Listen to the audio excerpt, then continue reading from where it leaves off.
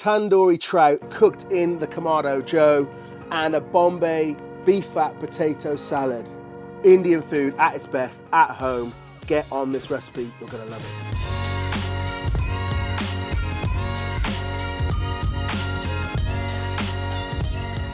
So I'm just gonna light this classic 3 Kamado Joe. First of all, we're gonna cook off some potatoes for a potato salad that we're gonna do. So I'm gonna get these coals lit. Now we've got a full basket of coals here. Probably don't need a full basket of coals for when we do the tandoor part, but we are gonna light it now so that we're gonna use the fuel that's in it to cook the potatoes and get everything else prepared. And by the time we've done that, it will have dropped down a little bit, and hopefully it will be just right for us to drop in our fish. You know, I've never been a fan of peeling spuds, so whenever I can get away with not peeling them, I'm not gonna peel them. So I've just got some regular, I think these are Maris Pipers. I'm just gonna chop them up into sort of like mouth size but decent chunks, like, you know, so like kind of saute, a bit bigger than we do a saute potato, into the pan. These in cold water now. Good pinch of salt. Get them on the grill and wait for them to boil. Right then, to make our tandoori marinade, we're going in with 5 cloves of garlic, a couple of thumbs of ginger, juice of a lime, Kashmiri chili powder, sweet paprika, ground cumin, ground coriander, turmeric, salt, and then around 200 grams of yogurt. Get the lid on.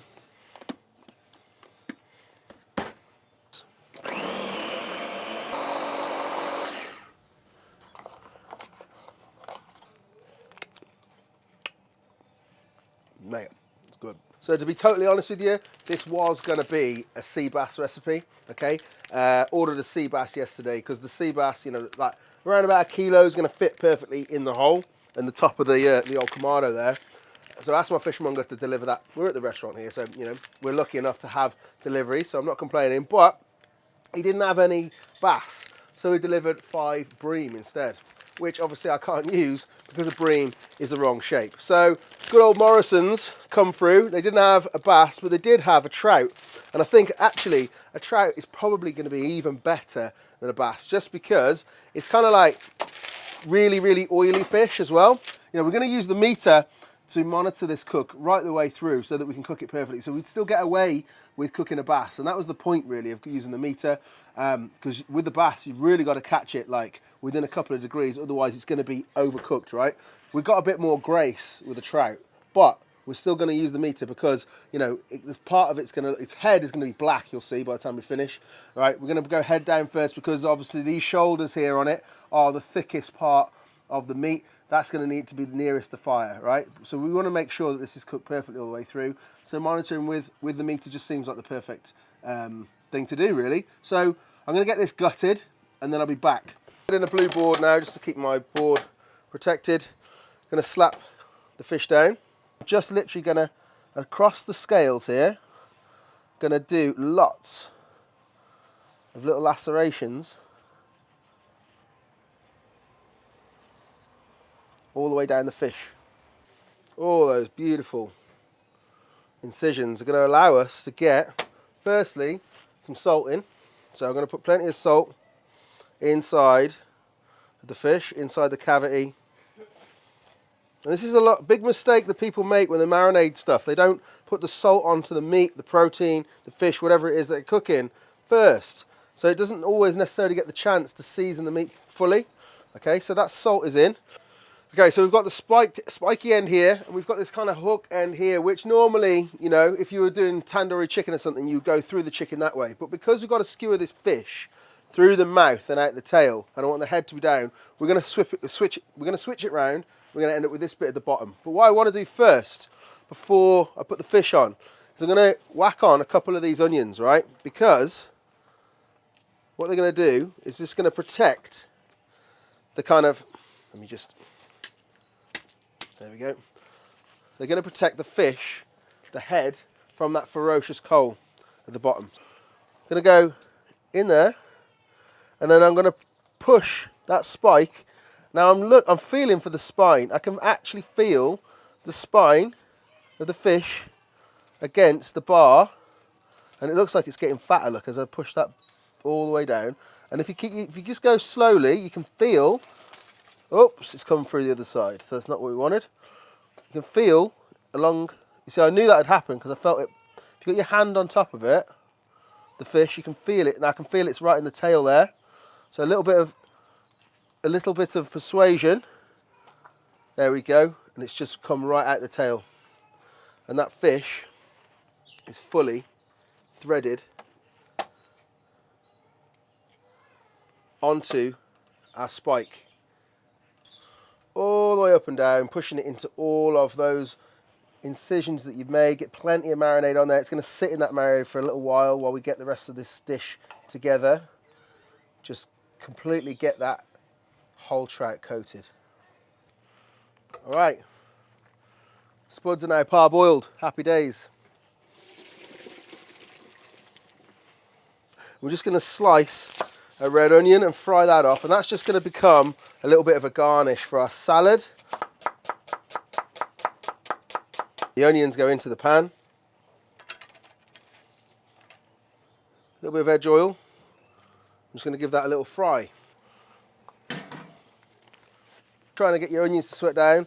A little bit of salt will draw the moisture out of them, and they'll crisp up quicker. You want to catch these when they're like almost burning, right, proper dark, real crispy. These onions are almost there. One of the two of them are actually too dark, but we can just whip those out. I think I'm ready to pull these off.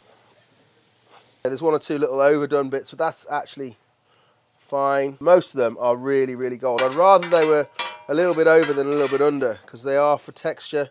Now, it just so happens that we've been shooting another video today, which you're going to see at another time. Whether it's come out before or after that, I'm not sure. But basically, we were cooking some Wagyu, and there was some extra fat on it that needed trimming off. What a shame. So we kept it, and we're doing a potato dish today. So obviously, I'm going to use the Wagyu fat to cook the potatoes. So the Wagyu fat is going to go into the pan, which is obviously still very hot. And then we've got our now steamed potatoes, which can go in to there.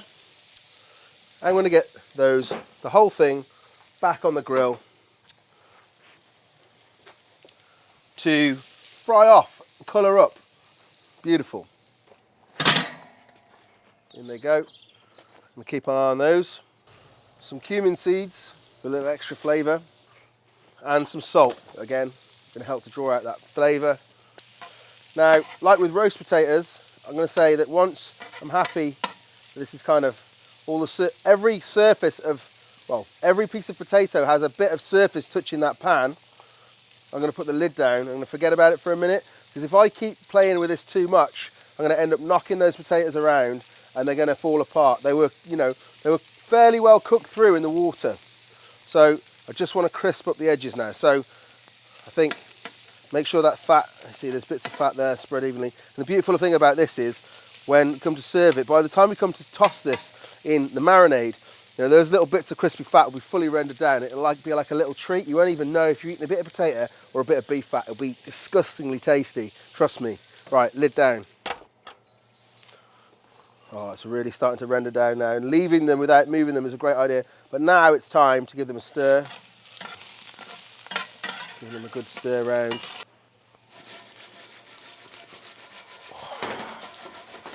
Beef fat spuds, check those out. See what I was saying about the bits of beef fat now? They've rendered out so much, I think, and it's hard to tell which bit's potato. That's a bit of beef fat there. Now that, you get a bit of that in your dinner, you're going to know about it.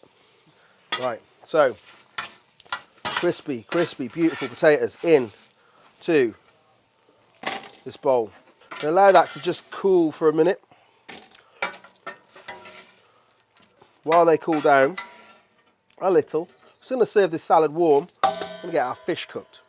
Take the top off the Kamado Joe, like so. A tandoor is always going to cook at a pretty high temperature. They're normally about 350, 400 degrees. So that's all good. It's not going to hurt. But we need to take out our deflector plates. So with my heat-proof gloves, those are coming off.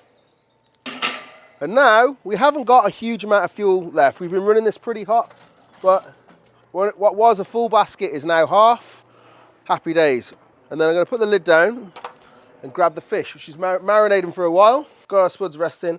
So now, to make sure we know exactly when this is cooked, we're going to drop a meter straight into the flesh. Now, I'm thinking kind of that way is going to be best. Straight down into the back, which is the thickest part of the meat, and it's facing upwards. So I'm hoping that that is going to give us a pretty accurate reading of when this bad boy's cooked. This is where you feel like you're in Indiana Jones, the Temple of Doom, and you're just going to drop him down into that fiery pit. So I'm just going to lower him real slow. Oh, just fits through the hole. And then going to nestle that in there. And that's it. So whilst we're waiting for that, let's knock up this potato salad. That was quite intense, quite a strong marinade, okay? But to make a potato salad out of it, all we're going to need to do is just add a load more of this yogurt, okay? So just going to really, I'm going to put maybe 3-4 spoons in. The best thing to do with this is just to taste it once you go. So if you need to add a little bit more, you can. You obviously can't take it out. Still want it to feel quite strong. Give it a blitz.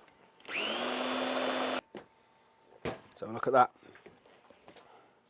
Beautiful. Almost like coronation chicken now, like, you know? Let's have a little go. That is really nice.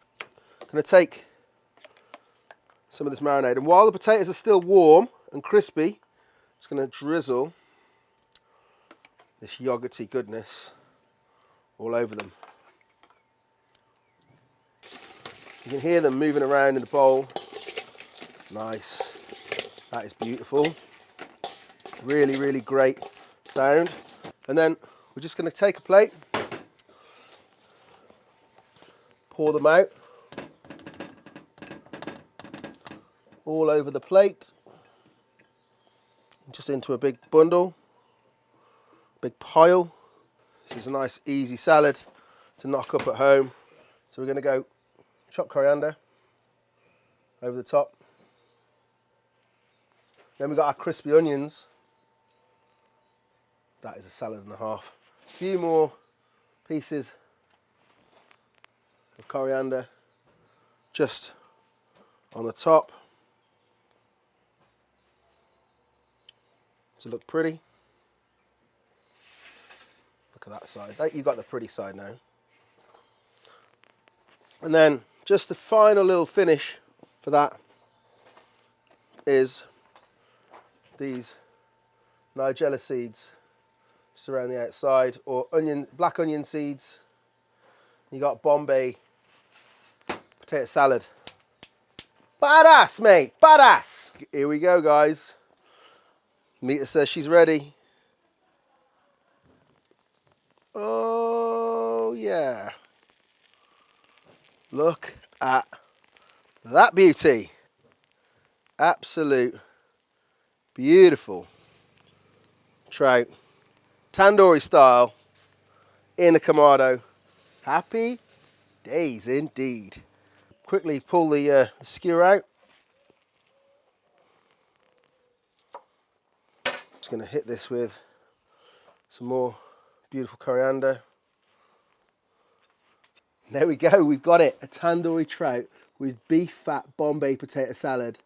Pfft, you don't get much better than that, does it? It is looking fantastic. I'm obviously going to have a little try now. Still so juicy inside. Cooking it on the bone like this. The skin is crisped up, but look how juicy that still is. Let's give it a go.